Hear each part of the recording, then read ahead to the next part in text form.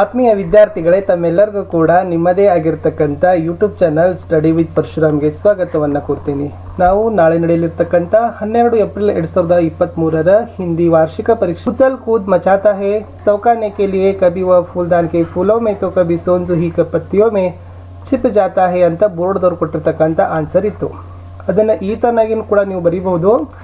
गिल्लू 2 वर्ष तक उस घर में रहा, वह स्वयं हिलाकर अपने घर में झूलता और अपनी कांच के मनकों सी आंखों से कमरे के भीतर और खिड़की से बाहर न जाने क्या देखता समझता रहता था, परंतु उसकी समझदारी और कार्यकलापों पर सबको आश्चर्य होता था.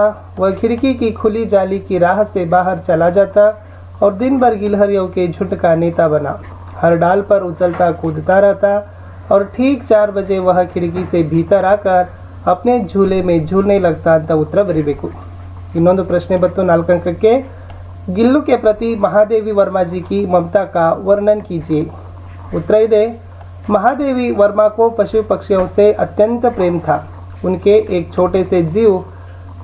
एक छोटे से जीव गिलहरी के बच्चे के प्राण को बचाए थे.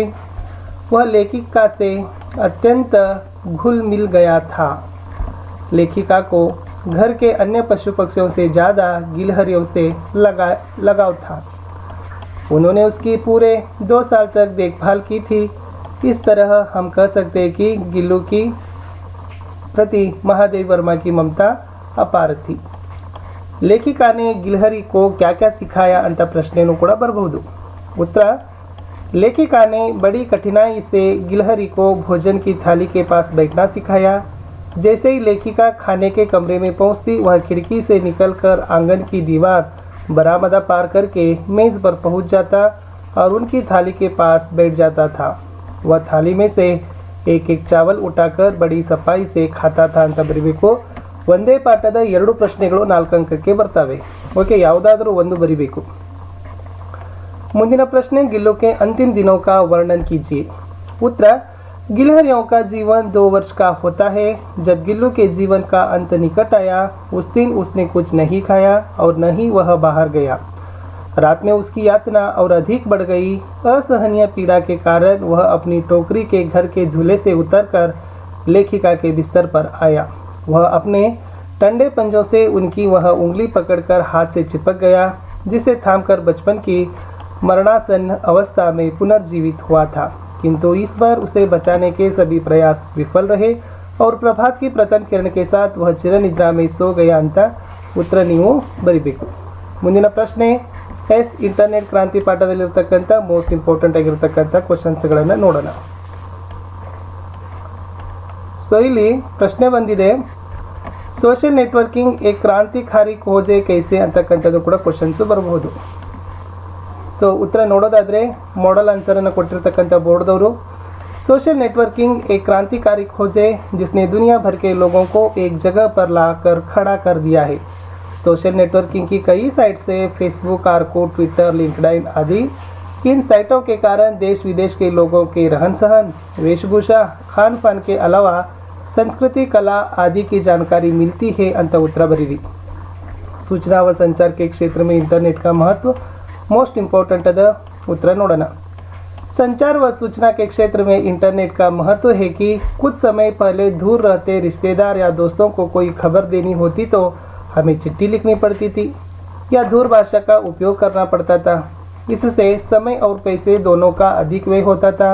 लेकिन इंटरनेट द्वारा पल भर में बिना ज़्यादा खर्च किए कोई भी विचार, स्थिर चित्र, वीडियो चित्र दुनिया के किसी भी कोने में भेजना मुमकिन हो गया है. पूरे एक पुस्तकालय की किताबों के विषय को कम समय में कहीं भी भेज सकते हैं.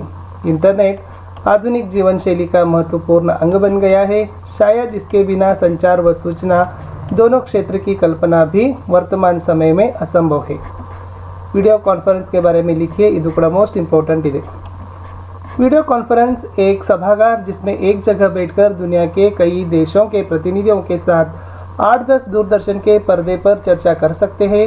एक ही कमरे में बैठकर विभिन्न देशों में रहने वाले लोगों के साथ विचार विनिमय कर सकते हैं. ಮುಂದಿನ ಪ್ರಶ್ನೆ, ಇಂಟರ್ನೆಟ್ಗೆ ಹಾನಿಯ. ಇದು ಕೂಡ ನೋಡ್ಕೊಂಡೋಗಿ ಇಲ್ಲಿಂದನೂ ಕೂಡ ಕ್ವಶನ್ಸ್ ಏನಾಗ್ಬೋದು ಬರಬಹುದು. ವಿಶೇಷವಾಗಿ ಅಲ್ಲಿ ಏನು ಬರಿಬೇಕಾಗಿತ್ತಂದರೆ main point piracy, banking fraud, hacking, okay. ಆಮೇಲೆ इंटरनेट के कबंध बाहे में युवा पीढ़ी फंस रही है, अनुपयुक्त और अनावश्यक जानकारी हासिल कर रहे हैं. ಇಷ್ಟು ಮೇನ್ ಆಗಿರತಕ್ಕಂಥ ಕೀ ಪಾಯಿಂಟ್ಗಳನ್ನು ನೀವು ಬರಿಬೇಕಿತ್ತು. ಇನ್ನು ಮುಂದಿನ ಹೋಗೋಣ. ಬಸಂತ್ ಕಿ ಸಚ್ಚಾಯಿ ಪಾಠದ ಒಂದು ಪ್ರಶ್ನೆ. ಎಸ್, ಬಸಂತ್ ಏಕ್ ಇಮಾನ್ದಾರ್ ಲಡ್ಕಾ ಹೇ ಕೈಸೆ, ಈ ಕ್ವಶನ್ಸ್ ಬರ್ಬೋದು. ಈ ಥರ ಸ್ವಾಭಿಮಾನಿ ಬಸಂತ್ ಕಿ ಇಮಾನ್ದಾರಿ ಕೈಸೆ ವ್ಯಕ್ತಿ, ಅದನ್ನು ಕೂಡ ಬರಿಬೋದು.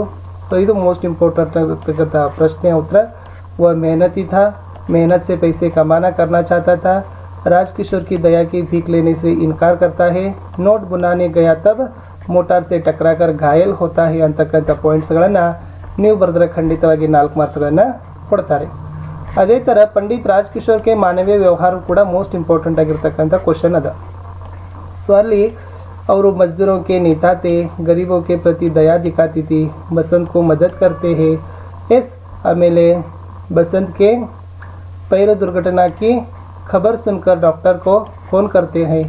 ಸೊ ಇದನ್ನೆಲ್ಲ ನೀವೇನು ಮಾಡ್ಬೋದಪ್ಪ ಅಂತಂದರೆ ಪಂಡಿತ್ ರಾಜ್ಕಿಶೋರ್ ಅವರ ಮಾನವೀಯತೆ ಗುಣಗಳಲ್ಲಿ ಉತ್ತರವನ್ನು ಬರಿಬಹುದು.